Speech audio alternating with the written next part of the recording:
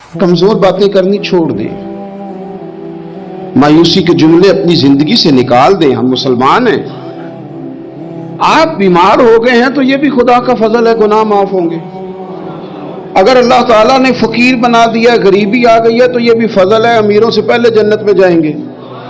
अगर अल्लाह तबारक व तआला ने किसी जगह आपको मकान नहीं दिया और दूसरे को दे दिया है तो आप वो लोग हैं जो अजीम सुन्नत अदा कर रहे हैं सैयदना बिलाल हबशी की। अगर किसी जगह कोई कमजोरी आ गई है, कोई पीछे रह गए हैं तो ये खुदा का फजल है। अल्लाह ताला ने चाहा हमारे लिए जो फैसला, तो हम उस पर राजी हैं। लेकिन अपनी जिंदगी और शिकवे इतने बढ़ा लिए, हमने इतने बढ़ा लिए कि लोगों से शिकवे करते करते रब रसूल से भी शुरू कर दिए।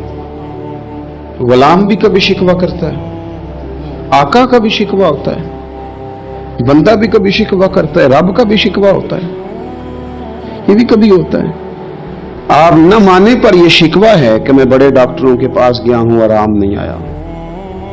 न माने पर यह शिकवा है मैंने कभी किसी को सताया तो नहीं, पर मेरे हालात नहीं ठीक होते। आप न माने पर यह शिकवा है कि फलाने के पास दौलत ज्यादा है, उसने पता नहीं वो आगे निकल गया और मैं पीछे रह गया। न माने पर यह शिकवा है। किससे कर रहे हो? रब रसूल से। ओ हस बोले ते ओदी मेहरबानी, असां ते लाड ही लड़ावने ने। किससे शिकवा कर रहे हो? खुदा के बंदो, गुलाम गुलामी करते हैं तो शिकवे करते हैं कोई? हजरत उम्मे सलमा रदी अल्लाह ताला अन्हा, शौहर का नाम है अबू सलमा, बेटे का नाम है सलमा। कहती हैं मैं, मेरा शौहर, मेरा बेटा, तीनों, छोटा बेटा मेरा, हम निकले मक्का मुकरमा से मदीना तैयबा जाने के लिए। एक की बेटा है, खानदान जमा है, शौहर की गोद में बेटा, ऊंट के पीछे मैं। फरमाती हैं मदीने की सरहद आ गई तो मेरे मेके वाले आ गए, कहने लगे अबू सलमा नहीं ले जाने देंगे मदीने अपनी बेटी को। मैंने कहा मैं मुसलमान हूं, मैं तो अपने शौहर के साथ मदीने जाऊंगी। उन्होंने कहा नहीं जा सकते, तूने जाना है तो जा, हमारी बेटी नहीं जाएगी। जबरदस्ती मुझसे उन्होंने मुझे मेरे शौहर से अलग किया। कहती हैं फिर मेरे शौहर के कबीले वाले आ गए, वो कहने लगे अगर तुम अपनी बेटी को नहीं ना जाने देते तो ये जो हमारा पोता है ये हमारी नस्ल है, तुम्हारा नहीं, इसे हम नहीं जाने देंगे। वो बच्चा अपनी तरफ खींचते थे, मैं अपनी तरफ खींचती थी। मदीने की सरहद पे ये झगड़ा जमीन के लिए नहीं हो रहा, मकान के लिए नहीं हो रहा, हुजूर के मदीने जाने के लिए हो रहा, हुजूर के मदीने जाने के लिए हो रहा, मदीने जाने के लिए हो रहा। लंघ कई महीने ते बरस गए ते तेरी दीद मुदीदे ही तरस गए। उन्होंने बच्चा खींचा, मैंने अपनी तरफ खींचा, मेरे बच्चे का बाजू उतर गया। फरमाती हैं मेरे शौहर मदीने चले गए, बेटा मेरा मेरे ससुराल वाले ले गए, मुझे मेके वाले ले गए। आज भी कुछ सियाने बंदे कहते हैं इसको निकाल दो और बच्चे छीन लो। उनका भी ख्याल था कि बेटा ले जाएंगे ना तो अबू सलमा भी मदीने से वापस आ जाएगा, ये भी वापस आ जाएगी। और यार इतना बड़ा भी जालिम कोई नहीं होगा जो मां बाप से बच्चे जुदा करे। फरमाती हैं कि वो ले गए छीन के, मैं मेके चली गई। लोग रोटी खाते थे, मेरे हलक से नहीं गुजरती थी। जमाना सोया करता था, मैं सो नहीं पाती थी। बेटा कहां, शौहर कहां, मैं कहां। उम्मे सलमा कितनी देर तकलीफ काटी।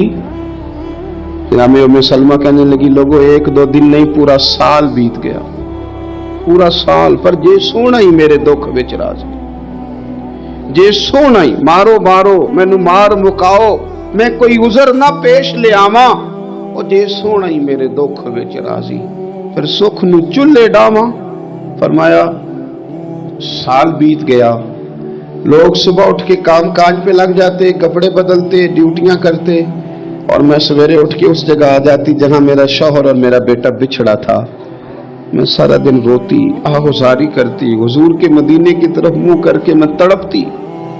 साल बीत गया, साल, एक हफ्ता नहीं निकलता बच्चों के बगैर। बड़े बड़े सियाने लोग परदेश जाते हैं तो बच्चों की फोटो देख देख के रोते हैं। लेकिन कहती है मां थी, बेटा बिछड़ा और फिर बेटा बीमार हो और मां से जुदा हो, कितनी तकलीफ का मंजर है।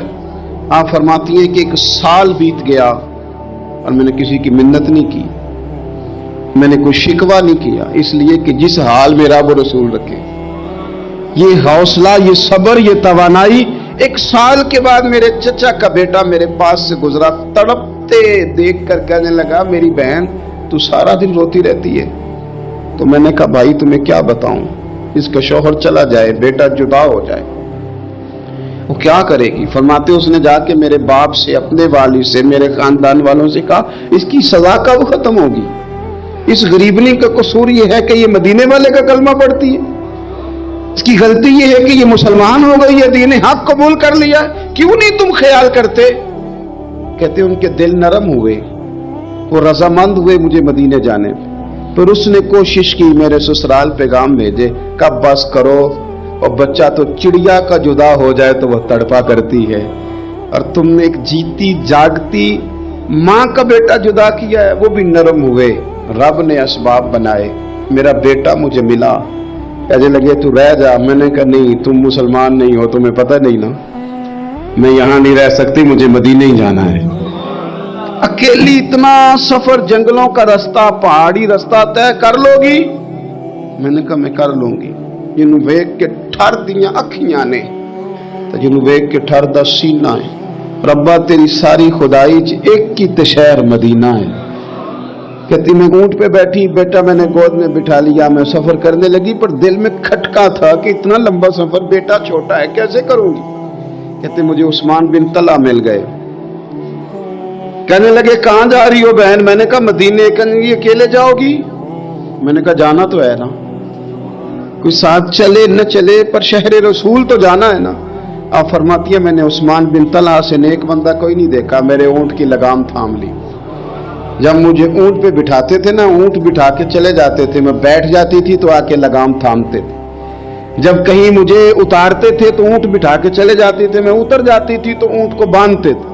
سونا ہوتا تھا تو اونٹ بٹھا دیتے، میں اتر جاتی، وہ دور جا کے لیٹ جاتے۔ فرماتی تھی پھر میرے لیے میرے رب نے اسباب پیدا کیے اور میں مدینہ پہنچی، میں شوہر سے ملی، اور لوگوں میرے نصیب دیکھو، میں رہنے کہاں لگی؟ حضور کے مدینے میں، شہر رسول میں، شہر رہ پائے نظر ہوش میں آ، یہ کوہ نبی ہے، میں حضور کے حرم کی زمین اور قدم رکھ کے چلنا۔ ارے سر کا موقع ہے او جانے والے، مدینے کے خطے خدا تجھ کو رکھے، غریبوں فقیروں کے ٹھہرانے والے۔ کہتی ہے میں وہاں بسنے لگی۔ آپ فرماتی ہیں مسلمانوں شاید مجھ سے زیادہ تکلیف کسی نے نہ سہی ہو، پر دیکھو 1 سال پورا میں تکلیف میں رہی، اور جب میرا صبر سال کو پہنچا، صبر کی عمر 1 سال ہوئی، تو پھر رب نے بندوبست کیا، پھر میرے گھر والے بھی نرم ہو گئے، سسرال والے بھی نرم ہو گئے، رب نے میرے آنے جانے کے لیے ایک بندے کا بندوبست بھی فرما دیا، پھر میرا شوہر تک بھی میں پہنچ گئی، مجھے مدینہ الرسول بھی نصیب ہوا۔ 1 سال میں نے صبر کیا تھا، رب نے مجھے مستقل مدینے کا ٹھکانہ عطا فرما دیا۔ لیکن جو بندہ صبر ہی نہ کر پائے، جو صبر ہی نہ، جو کہ جی بڑی دور سے آیا ہوں، بڑی دیر ہو گئی، بڑا ٹائم ہو گیا، کب جا کے مسئلہ حل ہوگا؟ وہ جو آپ نے بتایا تھا وہ تعویذ کب اثر کرے گا؟ وہ دعا کب قبول ہوگی؟ وہ فلانا معاملہ کب؟ بھئی یہ ڈیٹ تو آپ کو رب رسول ہی دے سکتے ہیں، بندہ تو کوئی اطلاع ہی دے گا، پیغام ہی دے گا، دعا ہی کرے گا۔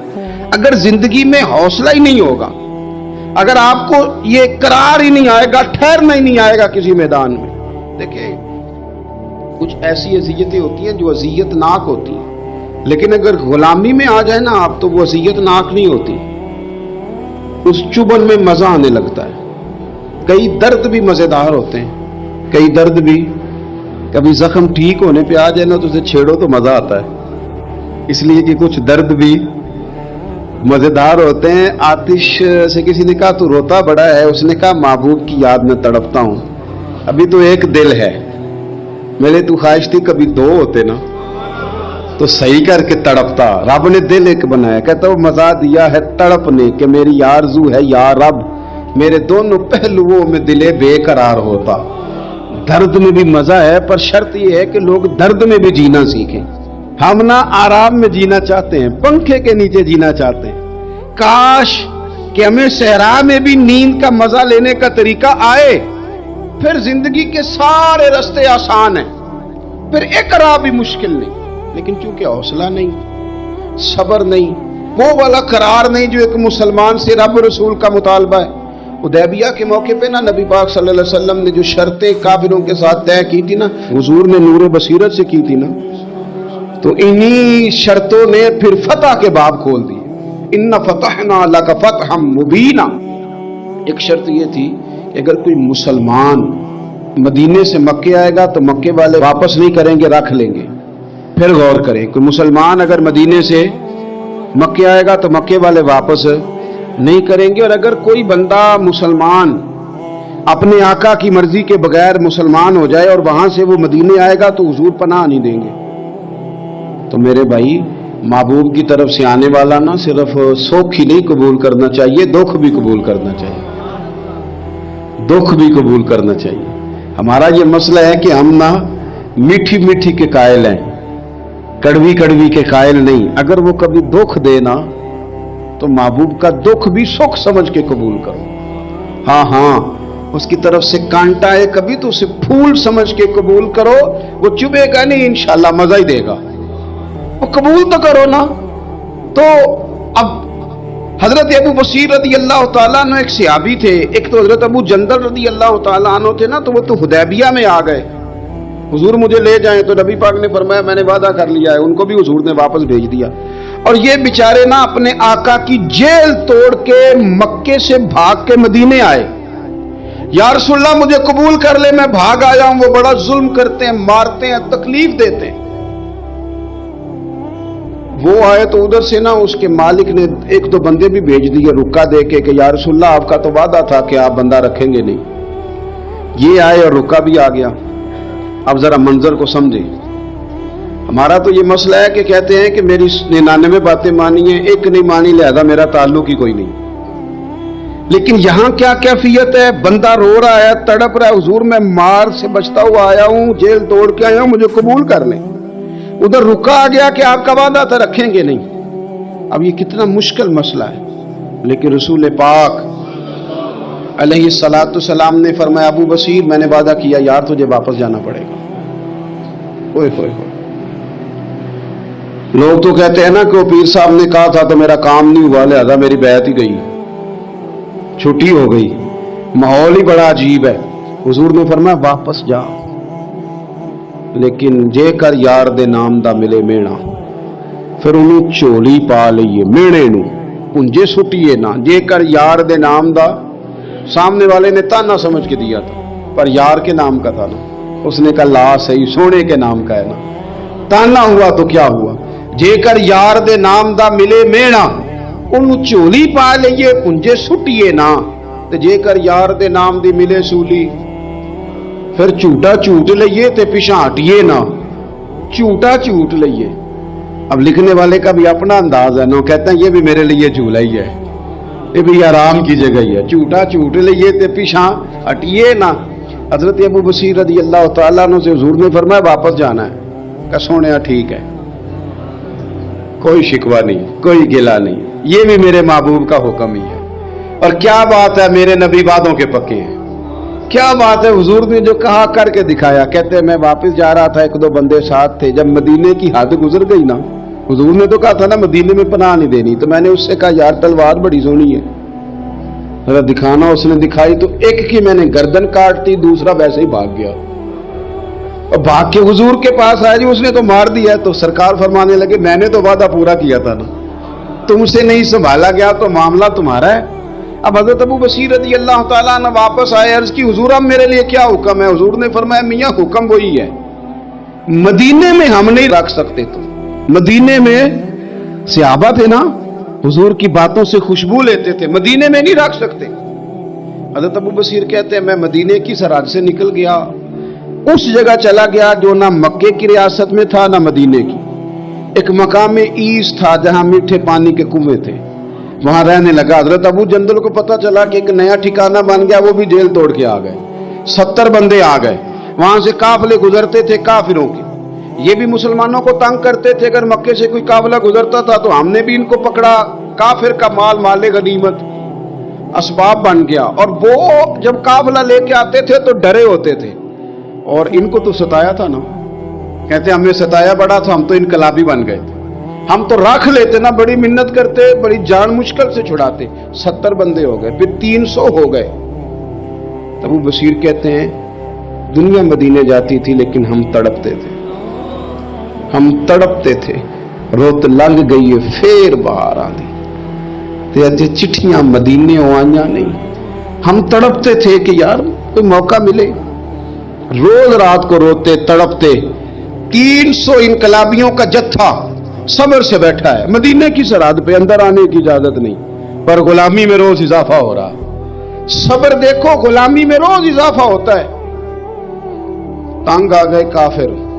پہلے بڑی ڈینگیں مارتے تھے کہ دیکھو ہم نے کیسی شرط منوائی ہے, کیسی شرط منوائی ہے کہ ان کا بندہ آئے گا تو ہم واپس نہیں کریں گے, ہمارا جائے گا تو انہیں کرنا پڑے گا. پھر اتنے تنگ آئے کہ خود آ کے کہنے لگے حضور مہربانی کریں یہ شرط تو ختم کریں, اور ان 300 کو تو مدینے بلائیں, مہربانی فرمائیں.